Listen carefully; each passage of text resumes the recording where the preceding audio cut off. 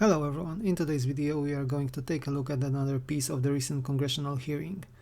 One of its most important and definitely interest-piquing items was the report regarding the fabled Immaculate Constellation program.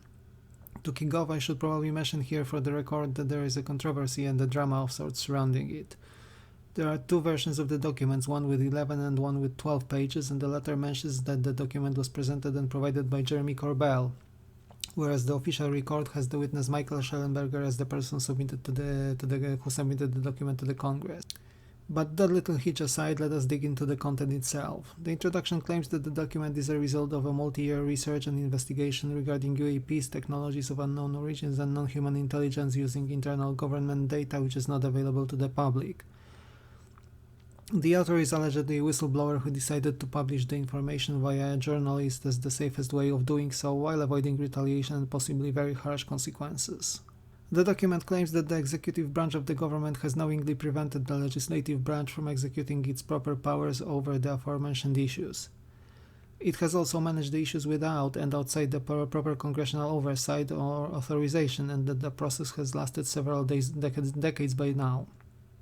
On the other hand, there have been multiple whistleblowers who have provided the Congress with credible evidence demonstrating the reality of non-human intelligence and its technology. Section 1 presents an unacknowledged special access program dubbed Immaculate Constellation, which has not been correctly reported to the Congress. The main objective of the program is to collect imagery intelligence on UAPs and reproduction vehicles using tasked and untasked resources.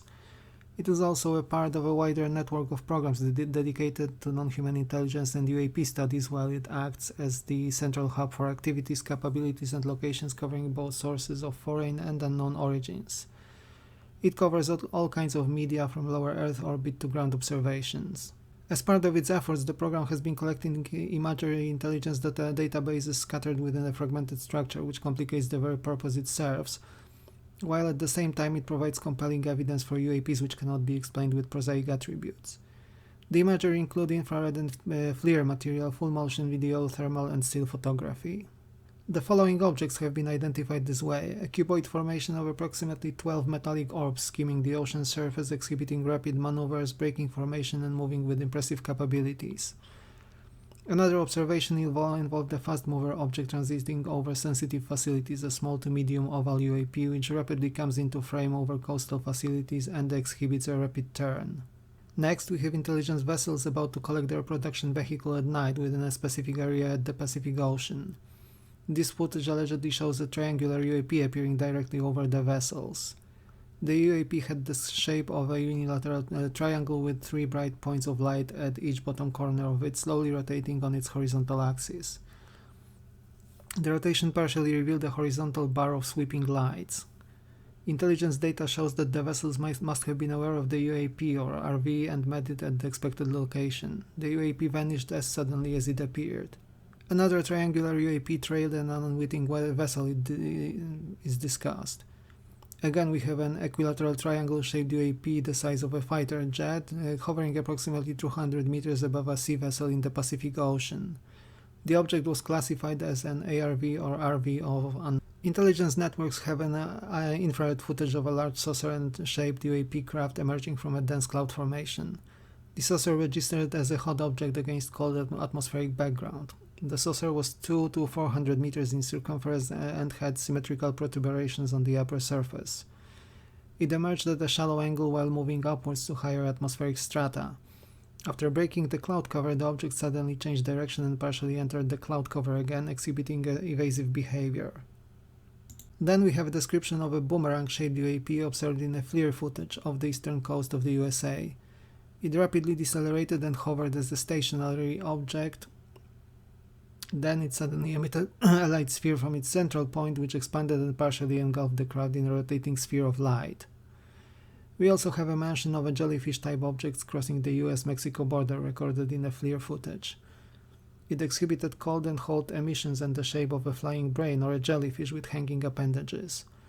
It flew against the wind, had no visible means of propulsion, and maintained an unnatural rigidity in its movements while flying at a low altitude above the ground.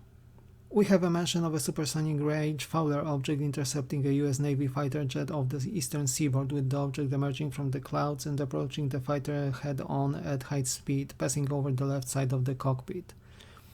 Finally, we also have a mention of a Tic-Tac object detected by a space asset hovering near the local cloud cover without any reactions from the UAP, with the object tracked on purpose according to the report.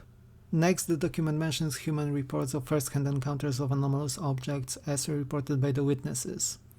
There are records from 1991 all the way to 2022, and a list of craft types is provided, including spheres or orbs as the most frequently reported shape, from smooth to ones with visible appendages, suggesting a wide range of technologies or functions. Discs and saucers with and without domes were the second most common reported form, together with flat saucers as objects. Oval or tic-tac shaped objects were reported infrequently and only after approximately 2003, sometimes also exhibiting teardrop-like shapes. The tic-tac shapes sometimes have visible protuberances at the top or at the bottom of the craft. Triangles were the rarest of all observations in the data, and those were reported as equilateral isosceles triangles, sometimes with vertical stabilizers. The boomerang or arrowhead-shaped objects have a category of its own, followed by irregular or organic shapes, and those include the aforementioned jellyfish-type objects. Each of the categories also has a table providing a specification of their characteristics like size, speed, colors, signatures, and so on. The list of reports then provides specification of personnel type reporting, from flight deck crew through an F-22 fighter jet forced to land by a UAP formation to a sensitive facility breached by UAPs, not unlike the Langley Air Force Base report. We have the indication of bureaucratic reports indicating the OSAP and ATIP programs we know about in fair details thanks to Elizondo, as well as restricted historical records. The conclusion is the pinnacle of this document, though. It calls for disclosure and explains that those who are afraid of disclosure, or rather its consequences and impact onto the society, will never be able to predict the actual behavior of the populace in light of such a momentous announcements. It calls for the end to the authoritarian solutions and unnecessary secrecy, putting faith in the good present in human nature. Be not afraid echoes calls for whistleblowers to come forth. And the document ends with a Latin phrase, scientia igne probata veritas perfidem, which can be roughly translated as science tested by fire, truth by faith, as if outlining the way forward regarding the phenomenon. I have included a link to the actual document in the comment section below, and I would like to encourage you to read it. It's quite an interesting read, regardless of its veracity or lack thereof. I believe that most of the content, if not all of it, can be considered as legit, as they coincide with other reports floating around in the UFO community. And what do you think? Let me know in the comment section down below. In the next video, we will explore another topic touched by the last week's hearing, that of USOs or underwater anomalous objects. It would seem that the unknown, possibly guided by the hand of non-human intelligence, roams not only in our airspace.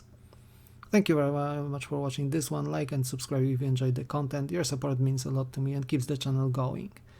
Take care, and I will see you soon in another video.